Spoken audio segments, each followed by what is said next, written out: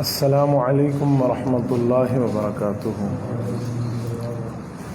نحمده ونصلي ونسلم على رسوله الكريم اما بعد، قال الله تبارك وتعالى: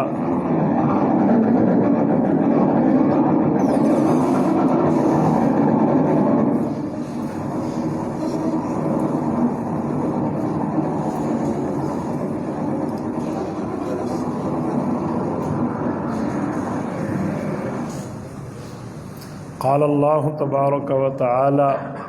فمنهم من قضى نحبه ومنهم من ينتظر وما بدلوا تبديلا۔ اللهم صل على محمد وعلى آل محمد كما صليت على إبراهيم وعلى آل إبراهيم إنك حميد مجيد۔ اللهم بارك على محمد وعلى آل محمد كما باركت على إبراهيم وعلى آل إبراهيم إنك حميد مجيد۔ معزز دوستو، آج 18 ربیع الثانی سن 1445 ہجری بمطابق 3 نومبر 2023 جمعۃ المبارک کا عظیم دن ہے۔ میرے ساتھیو، میں جس شخصیت کا آپ کی خدمت میں آج تذکرہ کرنے لگا ہوں، اس کی عمر تو بہت کم تھی، لیکن اس کا رتبہ اتنا زیادہ ہے کہ 1 صدی گزرنے کو ہے،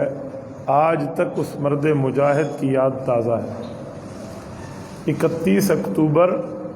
1929 کو مجاہد ناموس رسالت غازی علم الدین شہید رحمۃ اللہ علیہ کا یوم شہادت تھا۔ ابھی یہ 29 اکتوبر 2023 میں ان کا یوم شہادت گزرا ہے۔ ہمارا نوجوان طبقہ غازی علم الدین کے کردار سے واقف نہیں ہے، تو میں چاہوں گا آپ کی خدمت میں اس عظیم شخصیت کے بارے میں چند معروضات پیش کروں۔ سب سے پہلی اور بنیادی بات کہ غازی علم الدین نہ حافظ ہے، نہ عالم ہے، نہ کوئی قاری اور مفتی ہے، لیکن دنیا کے بڑے بڑے شیوخ الحدیث، علماء، مسلم لیڈرز نے ان کو خراج تحسین پیش کیا ہے۔ اس کا کردار کیا تھا؟ معاملہ یہ ہوا تھا کہ غازی علم الدین کی عمر اس وقت کل ملا کر کوئی 20 سال کے لگ بھگ تھی۔ یہ 1929 کا واقعہ ہے، جس وقت اس شخص نے ایک عظیم کارنامہ سر انجام دیا۔ یہ لاہور کے علاقے کے رہنے والے ہیں۔ ان کے والد صاحب طالع مند یہ ایک لکڑی کا کاروبار کرتے تھے، جسے ہم کہتے ہیں یہ دروازے بنا دینا، بڑائی کا کام کرنا، درخان کا کام کرنا، یہ کام کرتے تھے، اور یہ بھی اپنے والد کے ساتھ اسی کام میں مصروف تھے۔ ہوا یہ تھا کہ ایک ہندو جس کی پریس تھی، پرنٹنگ پریس، اس نے حضور پاک صلی اللہ علیہ وآلہ وسلم کی گستاخی کی، اور نبی پاک صلی اللہ علیہ وسلم کی گستاخی پر اس نے ایک کتاب شائع کی۔ اس کتاب کا نام مجھے پتہ ہے، لیکن اس کا نام لینا بھی نبی کی گستاخی کا لفظ ہے، اس لیے میں اس کا نام نہیں لیتا آپ کے سامنے۔ یعنی نبی علیہ الصلوۃ والسلام کو گالی کے نام پہ اس نے ایک کتاب لکھی، توہین کے نام پہ۔ وجہ یہ تھی کہ قادیانیوں اور ہندوؤں کی آپس میں ملی بھگت تھی، یہ دونوں چاہتے تھے کہ حضور پاک کی گستاخی ہو۔ تو قادیانیوں نے ہندوؤں کے بتوں کو گالیاں دی، تو ہندوؤں نے مسلمانوں کے نبی پاک کی گستاخی کی۔ حالانکہ اگر دیکھا جائے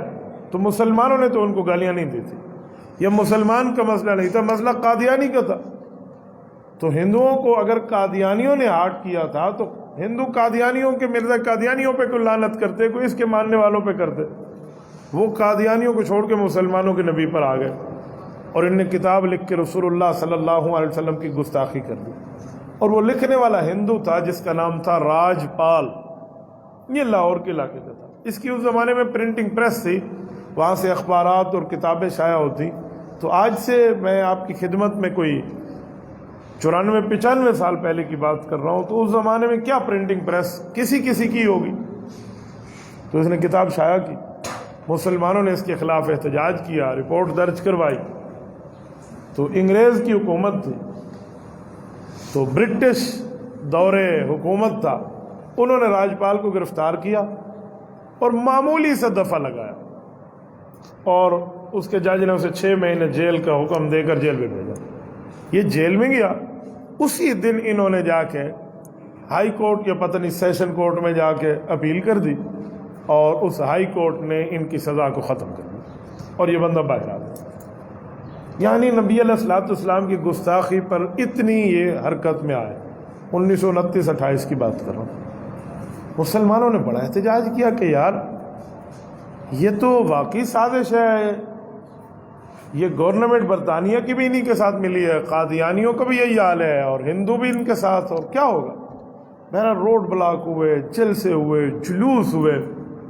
اور کان تک جوں تک بھی نہیں رینگ رہی تھی۔ تو مسلمان بڑے اشتعال میں تھے کہ یار ہو کیا گیا۔ اسی اثناء میں احاطہ ایک ہے عبد الرحیم ایریا ہے لاہور کے اندرون شہر میں، یہ غازی علم الدین شہید رحمۃ اللہ علیہ کے گھر کے ساتھ ایک حویلی تھی، تو وہاں پر ایک جلسہ ہوا، اور اس جلسے میں بڑے بڑے علماء ہیں، یعنی کہ حضرت مولانا عطاء اللہ شاہ بخاری رحمۃ اللہ علیہ نے وہاں بیان کیا، مولانا مفتی کفایت اللہ دہلوی رحمۃ اللہ علیہ اس پہ تشریف فرما تھے، مولانا صاحبان الہند، اس طرح بڑے بڑے اکابر علماء کرام، احمد سعید دہلوی رحمۃ اللہ علیہ جیسے اتنے بڑے بڑے حضرات اس پہ تشریف فرما، اور مسلمان سارے ان کے بیان سننے کے لیے جمع تھے۔ اور آپ یہ بات بخوبی جانتے ہیں کہ حضرت عطاء اللہ شاہ بخاری رحمۃ اللہ علیہ جب قرآن پاک پڑھتے تھے تو چلتا ہوا اڑتا ہوا پرندہ بھی درختوں پہ بیٹھ جایا کرتا تھا۔ اللہ نے ان کو ایک آواز دی تھی، اور قرآن کی اپنی لہ اور لہجہ ہوتا تھا، اور علماء کہتے ہیں کہ رات کو ان کا بیان شروع ہوتا تو صبح کی اذان ہو جاتی، لوگ بھی ہوشیار بیٹھے ہوتے اور حضرت بخاری کی گفتگو بھی چل رہی ہوتی کہ آپ کے اور میرے قریب یہ اینٹھا ہے۔ آج تو جہاں تعمیرات ہو گئی ہیں، ہمیں ہمارے بزرگ بتاتے ہیں کہ حضرت بخاری رحمہ اللہ یہاں تشریف لائے تھے اور انہوں نے یہاں گفتگو فرمائی۔ آج جس جگہ ہمارا ڈیرہ اسماعیل خان کا یہ DHQ قائم ہے، یہ ڈسٹرکٹ ہیڈ کوارٹر اسپتال، ہماری سول اسپتال، اس جگہ حضرت بخاری رحمۃ اللہ علیہ گفتگو بھی تھی۔ یہ عیدگاہ کے اندر مولانا سید حسین احمد مدنی رحمہ اللہ، مولانا سید عطاء اللہ شاہ بخاری کی گفتگو بھی تھی۔ میرے والد مکرم کی قبر پہ اللہ کروڑوں رحمت نازل فرمائے، ہمارے گھر میں ایک نلکا تھا، والد صاحب اس کی بڑی قدر کرتے تھے، ہمیں بعد میں پتہ چلا کہ اس کی قدر کی وجہ تھی کہ حضرت بخاری رحمۃ اللہ علیہ کو یہاں پر غسل کرایا گیا تھا، تو آخر تک اس نلکے کو تبدیل نہیں کرنے دیتے تھے کہ یہ کسی بزرگ کی نشانی ہے۔ تو ان جیسی شخصیتوں نے اکٹھے ہو کر وہاں جلسے سے خطاب فرمایا۔ اتفاق یہ تھا کہ جو غازی علم الدین نوجوان لڑکا ہے اس زمانے میں، اور یہ بڑائی کا کام کرتا ہے، دروازے بناتا ہے، کھڑکیاں بناتا ہے، لکڑی کا کام کرتا ہے، یہ بھی جلسہ سننے اس دن آ گیا۔ اس جلسہ سننے کو نہ کوئی مہمان خصوصی کے طور پہ بلایا گیا، بس ایسے ایز آڈینس جیسے کہتے ہیں، سامعین کے طور میں ایک شخص آ گیا، ہم بھی جلسہ سن لیں، علماء گفتگو کر رہے ہیں۔ حالانکہ یہ ان دنوں میں کوہاٹ میں کام کرتا تھا، لکڑی کا کوہاٹ اور بنو یہاں اس کے کام سے چھٹی آیا ہوا تھا گھر۔ تو وہاں علماء کرام نے جب یہ بات کی نا کہ مسلمانوں، نبی پاک صلی اللہ علیہ وسلم کی گستاخی ہوئی ہے، ہم نے آئین اور قانون کا دروازہ کھٹکھٹایا ہے کہ ظالموں تم نے پہلا ظلم یہ کیا کہ قادیانیوں نے گالی دی ہے تو ہندو قادیانیوں کو گالیاں دیتے، ان کے ساتھ کوئی کرتے جو کرنا تھا، تو حضور علیہ الصلوۃ والسلام پر بات کیوں کی؟ اچھا پھر اس کے بعد جس نے کر لی گستاخی، پھر اس نے کتاب چھاپ دی، اور یہ کتاب چھاپنے کے بعد اس پر جو گرفتاری ہوئی تو معمولی سے کیس 6 مہینے کی اس کو سزا ملی ہے، تو اسی دن اس کی دوسرے دن رہائی، سزا بھی پوری نہیں ہے۔ تو ابھی اشتعال قائم تھا، کام لوارث ہے، ہماری ماں کو کوئی گالی دے ہم لڑتے ہیں، باپ کو کوئی گالی دے ہم نبرد آزما ہوتے ہیں۔ یہ نبی پاک صلی اللہ علیہ وسلم کی گستاخی، اس طرح علماء کرام نے گفتگو کی۔ آخر میں گفتگو حضرت امیر شریعت سید عطاء اللہ شاہ بخاری رحمۃ اللہ علیہ کی تھی۔ جب انہوں نے بات فرمائی تو قرآن اور حدیث کے دلائل دیے کہ نبی پاک صلی اللہ علیہ وسلم کی گستاخی کرنے والے کا حکم اسلام میں کیا ہے، اور اس وقت کی اسلامی حکومت کی ذمہ داری کیا ہے۔ کہا آج تو کوئی اسلامی حکومت نہیں ہے، آج برٹش گورنمنٹ ہے، لیکن اس کے باوجود بھی ہم مظلوم ہیں اور ہماری بات نہیں سنی جا رہی۔ تو حضرت بخاری رحمۃ اللہ علیہ جوش میں بڑے عظیم درجے پر تھے، گفتگو میں ایک لفظ بولا جس نے مجمع کو ترپا کے رکھ دیا۔ وہاں تقریر میں یہ لفظ بولا کہ لوگوں، ذرا وہ دیکھو نا سامنے، وہاں مجھے تو ایسے لگتا ہے کہ اماں عائشہ اور حضرت فاطمہ رضی اللہ عنہ، نبی کی بیوی، نبی کی بیٹی، ہمیں آواز دے کے کہہ رہی ہے کہ مسلمانوں کلمہ نبی کا پڑھتے ہو لیکن اس کی عزت کی حفاظت میں تم اسے لاوارث کر گئے ہو، نعوذ باللہ۔ کیا سمجھتے؟ یا تو گستاخی کرنے والی زبان نہ رہے یا ہمارے سننے والے کان نہ رہے۔ یہ لفظ بولے، یہ لفظ غازی علم الدین کے دل پہ اثر ہے، بیٹھے ہوئے اس ایک نوجوان کے دل کہ یار بات تو ٹھیک ہے، حضور پاک صلی اللہ علیہ وآلہ وسلم کی گستاخی اور اس طرح نبی پاک علیہ الصلوۃ والسلام کی شان میں جسارت، اور ہم لوگ اپنے کمائیوں کے چکر میں بیٹھے ہیں، ہمیں نبی پاک علیہ الصلوۃ والسلام کی۔ ان نے فیصلہ کیا کہ یار میں گناہ گار ضرور ہوں، حالانکہ چہرے پہ داڑھی بھی نہیں تھی، داڑھی بھی یہ کاٹ رہے تھے، کہا میں گناہ گار ضرور ہوں لیکن حضور پاک علیہ الصلوۃ والسلام کا غدار نہیں ہوں۔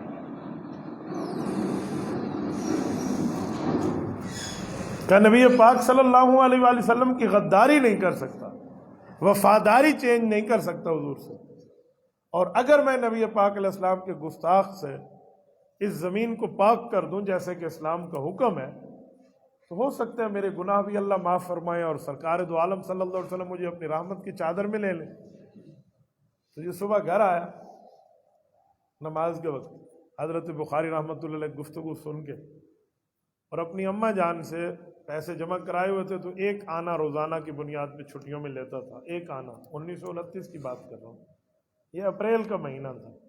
اس دن اس نے 4 آنے لیے اماں سے، ہمیں کوئی کام ہے نیکی کا کام کروں گا، ماں نے کہا 4 آنے لے لے، تو یہ 4 آنے اس نے لیے، اور ایک بازار میں آ کر اس نے ایک چھری خریدی جو اس زمانے کی ایک بہت بڑا نام تھا اس چھری کا، اور وہ چھری خرید کے، آپ حکومتی فیصلہ پڑھیں وہاں پہ لکھا ہوا 13 انچ لمبی چھری تھی، یہ راجپال کے بازار میں آ گیا، اس کی پرنٹنگ پریس پہ، اس کے ملازمین سے پوچھا کہاں ہے وہ، تو نے کہا وہ اندر بیٹھے، یہ اس کے پاس گئے، اس نے کہا اب تیری مدت ختم ہو گئی، تو نے جتنی بکواسیات کرنی تھی کر لی، اور پھر اس کے بعد تو بکواسیات پہ ڈٹ گیا، اور رہا ہونے کے بعد مسلمانوں کو چیلنج کرتا پھر رہا ہے، اور نبی پاک پر تیری بکواسیات ہیں، بس اب تیرا کام پورا ہو گیا۔ ان نے اللہ کا نام لیا اور اس کے سینے میں چھری پوری کی پوری اتار دی، ایک نہیں کئی وار کی، اور وہ وہیں پر مرا، اور ان نے چھری نکالی، ان کے کپڑوں پر خون کا فوارے اور چھینٹے گرے اس کے ناپاک خون کے، تو وہاں سے ہٹ کے آ گئے، ایک نلکے کے اوپر ٹھہر کے اپنی چھری کو بھی دھویا اور ناپاک خون کے کپڑوں کو بھی دھویا۔ اب یہ چاہتا تو بھاگ جاتا، لیکن یہ بھاگتا کیوں؟ اس نے سوچا زندگی میں ایک ہی تو نیکی کا کام کیا، اسی پر ہی بھاگ جاؤں، دنیا کو کہوں گا کہ ہم اپنے نبی پاک علیہ الصلوۃ والسلام کے بارے میں انتہائی حساس ہیں، ہمیں آپ نے گولی مارنی ہے مار دو، ہم نبی کی گستاخی برداشت نہیں کر سکتے۔ دماغ میں خیال ہے ہو سکتا ہے مر نہ گیا ہو، بچ گیا ہو، تو ایک بار پھر تصدیق کرنے کے لیے دوبارہ آئے، تو وہاں پر ان کے ملازمین نے پہچان لیا، تو انہوں نے اسے پکڑا، پولیس بلوایا، پولیس نے گرفتار کر لی، گرفتار کر کے عدالت میں پیش ہوئے، تو ان کے اس وقت وکیل تھے بیرسٹر سلیم، انہوں نے بڑی جواں مردی سے ان کا مقدمہ لڑا، لیکن جج کے سامنے وکیل نے ایک جملہ کہا کہ میرے موکل نے قتل نہیں کیا، میرا موکل نے قتل نہیں کیا، ایسے ہی اس پہ الزام ہے، کیونکہ آنکھوں دیکھی گواہی دینے کے لیے کوئی تیار نہیں تھا کہ کسی اور کو یہ مار نہ دے۔ تو جب جج نے کہا اچھا، اور جج نے انہیں دیکھا، تو انہوں نے چیخ کے جواب دیا کہ اس وکیل نے غلطی کی، میں نے زندگی میں ایک ہی تو نیکی کا کام کیا، اور میں کہوں میں نے نہیں کیا، جج صاحب میں نہیں کیا، اور نبی پاک صلی اللہ علیہ وسلم کے گستاخ کو میں یہاں زمین پہ برداشت نہیں کر سکتا، یہ میرا اعلان ہے کہ آج کے بعد کسی نے گستاخی کی اور علم الدین زندہ رہا نا، تو یہ ہم سے یہ آپ امید اور توقع نہ رکھیں کہ ہم اس کو معاف کر دیں اور گستاخی پر خاموش ہو جائیں۔ بہرحال 2 سے 4 ہفتوں کے اندر گورنمنٹ نے انہی کی تھی، انہوں نے اس پر پھانسی کی سزا دی، اور پھانسی کی سزا کے بعد ان کا معاملہ جیل میں بھیج دیا۔ تو علامہ اقبال رحمۃ اللہ علیہ بڑے پریشان تھے، انہوں نے مسلسل یہ کیس لڑا تھا، تو علامہ اقبال رحمۃ اللہ علیہ کی خواہش تھی کہ اس وقت بمبئی میں موجود قائد اعظم محمد علی جناح کی وکالت کے ایک چرچا تھا، تو قائد اعظم نے انہیں خط لکھا کہ ہم چاہتے ہیں کہ ہم ہائی کورٹ میں ریویو پٹیشن میں جائیں نظر ثانی میں، اور اس کا کیس آپ لیں، اور پوری فائل تیار کر کے ان کے پاس بھیجیں۔ تو قائد اعظم محمد علی جناح نے اس پوری فائل کا مطالعہ کیا تو انہوں نے انہیں انفارم کیا کہ میں یہ کیس لڑوں گا اور مجھے امید ہے کہ میں دفعہ 302 اس پہ ختم کراؤں گا ہائی کورٹ سے۔ وہ لاہور آئے اور مسلمانوں نے ایک بار پھر پٹیشن دائر کر دی، اور ہائی کورٹ میں جب یہ بات آئی تو وہاں پر قائد اعظم نے ایک لفظ کہا کہ اس پر 302 نہیں بنتا۔ تو جج نے کہا کیوں نہیں بنتا؟ تو انہوں نے کہا اس لیے کہ اس نے قتل کیا ہے اشتعال میں کہ ان پر گستاخی ہوئی، یہ کہتے رہے کہ اس کے خلاف حکومت ایکشن لے۔ گرفتاری آپ لوگوں نے کی تو دوسرے دن اس کو چھوڑ دیا۔ جب آپ مانتے ہیں کہ 6 ماہ کی اس کی سزا ہے، پھر دوسری عدالت اس کو ختم کیوں کرتی ہے؟ کیا نبی پاک علیہ السلام کی ذات نعوذ باللہ لاوارث ہے؟ اس طرح کی بات تھی کہ اس طرح انہوں نے اشتعال دلایا، تو اشتعال میں کوئی کام ہو تو اس پر 302 نہیں ہوتا، 308 ہوتا ہے دفعہ۔ یہ قائد اعظم نے قانونی پہلو اور ٹیکنیکل قانون کی بات کی، تو جج اس پہ لاجواب ہو۔ تو 308 کا جو دفعہ ہے اس پر 7 سال قید ہوتی ہے، پھانسی نہیں ہوتی۔ تو یہ بن رہا تھا۔ تو غازی علم الدین رحمۃ اللہ علیہ نے سمجھا نا کہ یہ تو میری نیکی مر کوئی اور ترتیب بن رہی ہے، تو انہوں نے قائد اعظم کو روکا کہ حضرت آپ کا شکریہ، آپ نے میرے لیے ایک ایفرٹ کی ہے اور فی سبیل اللہ ایک کیس لڑنے کے لیے آپ وہاں سے تشریف لائیں، صرف اشتعال کی نظر میری عبادت کو آپ کر دیں تو میں حضور کو کیا منہ دکھاؤں گا۔ انہوں نے کہا جج صاحب اشتعال چھوڑیں، میں نے ایمانی غیرت کے ساتھ یہ کی۔ تو کیس کہاں چلتا ہے؟ انہوں نے پھر اس کو برقرار رکھا سزا کو، اور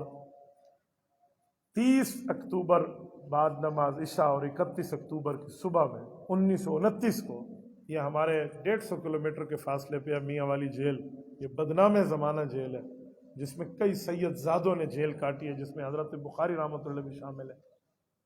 یہاں اس کو پھانسی کی سزا دی گئی۔ جیلر کہتا ہے وہ جو اس کے کال کوٹری پر ہے نا کہ جس وقت ہم اسے لے کر جا رہے تھے تو اس سے پہلے تہجد کے وقت اتنی شدید روشنی ہوئی کمرے میں کہ ہماری آنکھیں چندھیا گئیں، اور میں تو پریشان ہو کے اپنی گن سنبھال کے ادھر آیا کہ کوئی اس کو چھڑانے کے لیے کوئی وار تو نہیں کر رہا۔ ادھر آیا ہوں تو یہ مصلے پر اپنی عبادت میں مصروف ہے، چہرے پر بڑا اطمینان ہے، اور مجھے دیکھا تو ایسی خوشی سے دیکھ رہا ہے جیسے اس کے چہرے پر ایک خوشی کا رنگ آئے اور دوسرا دن۔ میں نے اس سے پوچھا کہ کیا ہوا؟ انہوں نے کہا تجھے کیا ہوا، تو اندر کیوں آ گیا؟ انہوں نے کہا یہ روشنی، یہ فلاں یہ فلاں۔ انہوں نے کہا جا اپنا کام کر، جو تمہارا حکم ہے انگریز سرکار کا تم اپنا بجا لاؤ، ہم جانے اور ہماری سرکار جانے۔ جب پھانسی کے لے کے جا رہے تھے تو اس نے کہا کہ میں مسلمان ہوں، میں تیرے گھٹنے پہ ہاتھ لگاتا ہوں، بتا مسئلہ کیا؟ تو انہوں نے بتایا کہ غالباً نیند سے اس وقت اٹھے یا زیارت ہوئی، اللہ جانے کیا ترتیب تھی، کہ جس شخصیت کے لیے میں نے کام کیا ہے مجھے اس کی زیارت ہوئی، رسول اللہ صلی اللہ علیہ وسلم۔ تو اس طرح کئی چیزیں تھیں جو ان کے بارے میں، جب ان کی شہادت ہو گئی تو ان کو دفن کرنے کے لیے حکومت نے یہی ترتیب بنائی تھی کہ انہیں یہاں دفن کر دیا جائے، اور انہوں نے انہیں یہاں دفن بھی کر دیا۔ علامہ اقبال رحمۃ اللہ علیہ بھی بہت بڑے وکیل تھے، اور باقی وکلاء اور علماء اکٹھے ہوئے اور اس وقت گورنر پنجاب سے ملے، یار اتنی بڑی زیادتی آپ کر رہے ہیں، ہمیں ہمارا بندہ دیں، ہم نے اس کی لاہور میں اپنے یہاں قبر بنانی ہے۔ تو انہوں نے کہا جی آپ لکھ کے دیں کہ کوئی اس پر کوئی اس طرح کا معاملہ نہیں ہوگا جو قانون کی وائلیشن ہو۔ تو علامہ اقبال نے خود ذاتی طور پہ گارنٹی لکھ کے دی کہ ہم اس کا جنازہ پڑھیں گے، ہمیں دے دیں۔ تو غازی علم الدین رحمۃ اللہ علیہ کی میت حوالے کر دی گئی، اور کہتے ہیں تاریخ لاہور میں اس وقت اس سے بڑا جنازہ نہیں ہوا،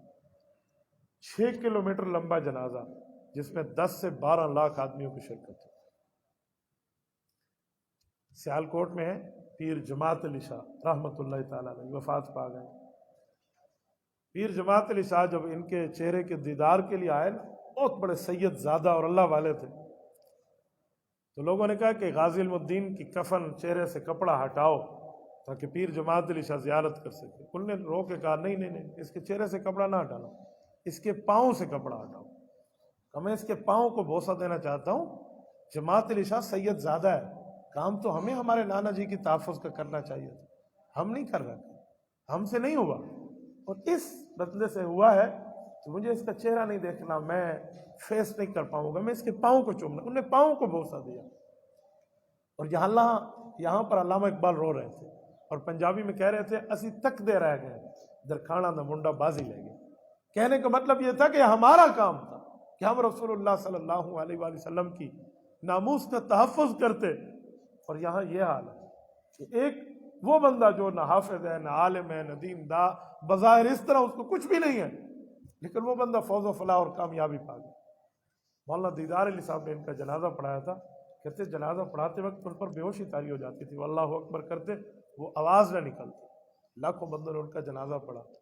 میانی شریف قبرستان جو ہے لاہور کا مشہور ترین قبرستان، وہاں ان کی قبر مبارک موجود ہے، میں نے ان کی قبر پہ کئی مرتبہ حاضری دی ہے۔ تو ان کا یوم شہادت ہے 31 اکتوبر 1929۔ تو میں نے یہ جان بوجھ کے آپ کی خدمت میں پوری جمعہ کی گفتگو ان کے لیے کی ہے،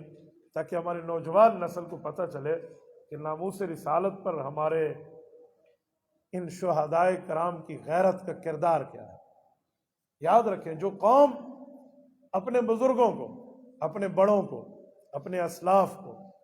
بھلا بیٹھتی ہے نا، اس قوم کا کوئی مستقبل نہیں ہوتا۔ اگر ہم نے اپنے مستقبل کو روشن کرنا ہے تو ہمیں اپنے ماضی سے جوڑنا ہوگا۔ اللہ پاک ان کی قبر پہ کروڑوں اربوں رحمتیں نازل فرمائے۔ اور اس کے ساتھ آخر میں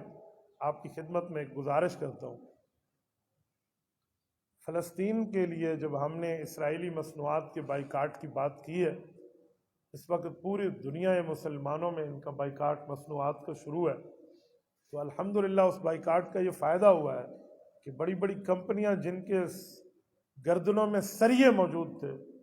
پیپسی اینڈ میکڈونلڈ جیسی کمپنیاں، یہ ڈیل پر آ گئی ہیں۔ اب یہ کہہ رہی ہیں کہ 3 بوتلیں لیں تو چوتھی اور 5ویں ہم فری دیں گے۔ یہ ڈیل پیش ہو رہی ہے، آج تک کبھی ڈیل کا سوچا بھی نہیں تھا، ان کمپنیوں نے کبھی ڈیل بھی دینی۔ آج کتے بھونکتے ہیں میکڈونلڈ کے دروازوں پر، وہاں پر مسلمان کوئی برگر کا آرڈر دینے پہ بھی تیار نہیں۔ میں پچھلے 2 ہفتے میں کوئی ملک پاکستان کے طول و عرض کے اندر کوئی اور نہیں تو 8 سے 10 ہزار کلومیٹر سفر کر چکا ہوں، اس کے لیے ایک ایک جگہ جا کے میں نے کسی جگہ میکڈونلڈ میں 2 سے 4 بندے نہیں دیکھے، یعنی کسی KFC پہ لگی ہوئی لائنیں دیکھتا تھا، وہ میں نے نہیں دیکھی۔ ہم ملتان کے روڈ سے گزرتے، فیصل آباد سے، لاہور سے، میکڈونلڈ میں لائنیں لگی ہوتی، لیکن مسلمانوں نے معاشی طور پہ بائیکاٹ کیا۔ الحمدللہ اس بائیکاٹ کو جاری رکھیں، اس کو چھوڑنا نہیں۔ میں نے کل پیپسی کی ایک 3 پیک باٹل کو دیکھا، میں حیران ہوں، اس پر فلسطین زندہ باد لکھا ہوا کمپنی کی طرف سے آ رہا ہے۔ آپ مان سکتے ہیں ایسا ہو سکتا ہے؟ مجھے ایک شخص نے کہا کہ پاکستان سے بنتی ہے اس لیے فلسطین لکھا ہے، یہ مسلمانوں کا ہے، اس کا بائیکاٹ نہیں ہونا چاہیے۔ میں نے کہا نام تبدیل کر لیں مسلمانوں کا، لوگو بھی یہودیوں والا، نام بھی انہی والا، کام بھی انہی والا، تو ہم کیسے اعتبار کریں کہ آپ ہمارے ہیں آپ ان کے نہیں ہیں؟ تو ایسا کچھ بھی نہیں، بائیکاٹ رکھیں اور ٹکا کر بائیکاٹ رکھنا چاہیے۔ غیرت تو یہ تھی کہ ہم مسجد اقصیٰ کے تحفظ کے لیے جائیں، نہیں جا سکتے نا، بے غیرتی کا گھونٹ بھر لیا ہے نا، تو وہ تو کر سکیں جو اللہ کے دربار میں جواب دے سکیں کہ اللہ حکمرانوں کے پاس تو طاقتیں تھی، وہ جانے ان کا کام جانے، جتنی طاقت ہماری تھی ہم نے کام کیا، جتنی طاقت کے ہم مکلف تھے اللہ ہم نے کام کیا۔ تو مصنوعات کے بائیکاٹ کی پوری آپ ترتیب رکھیں، اس پر قطعاً کوئی کمپرومائز نہیں ہونا چاہیے۔ میں الحمدللہ کتنی دعوتوں میں روزانہ کی بنیاد پہ جاتا ہوں۔ رات میں بورے والا تھا، حضرت حاجی عبد الوہاب رحمۃ اللہ تعالیٰ علیہ کے گاؤں میں وہاڑی میں، میں نے رات 1 سے 1:30 بجے وہاں سے سفر کیا یہاں جمعہ پڑھانے کے لیے۔ تو میں نے وہاں پر بڑے بڑے ہوٹلز میں بھی دسترخوان کے اوپر پیپسی، کوک، مرنڈا، ڈیو، یہ بوتلیں نہیں دیکھی۔ وہاں پر ترتیب ہے تو پاکستانی، کسی کولا وولا کی ہے تو ٹھیک ہے، وہ چیزیں نہیں ہیں۔ اب یکم شروع ہے، آپ نے راشن بھی لینا ہے مہینے کا اپنے گھر کے لیے، تو کوشش کریں کہ نہ صابن، نہ شیمپو، نہ باقی راشن کے شیلے جتنے ہیں یہ انہی کی چیزوں کے نہیں آنے چاہیے۔ گھر میں بندہ ایک ایک کو سمجھائے، بچوں کو، چھوٹے چھوٹے بچوں کو، بیٹیوں کو، بیٹوں کو گھر میں بتاتا ہوں کہ بیٹا یہ ہے یہ ہے یہ ہے، تو اس پر کوشش کریں اور اس چیز کو جاری رکھیں۔ اور اس کے ساتھ ایک حدیث پاک آپ کو سناتا ہوں۔ حضور پاک علیہ الصلوۃ والسلام نے ایک صحابی کو فرمایا تھا کہ بیت المقدس جاؤ، اگر تمہیں وہاں پر ایک گھوڑا باندھنے جتنی جگہ مل جائے نا کہ تو بیت المقدس کی زیارت کر سکے، تو اتنی بھی جگہ ملے تو لے لے، تیرے لیے خوش قسمتی ہے۔ اور پھر فرمایا کہ اگر وہاں کوئی جا نہ سکے نا،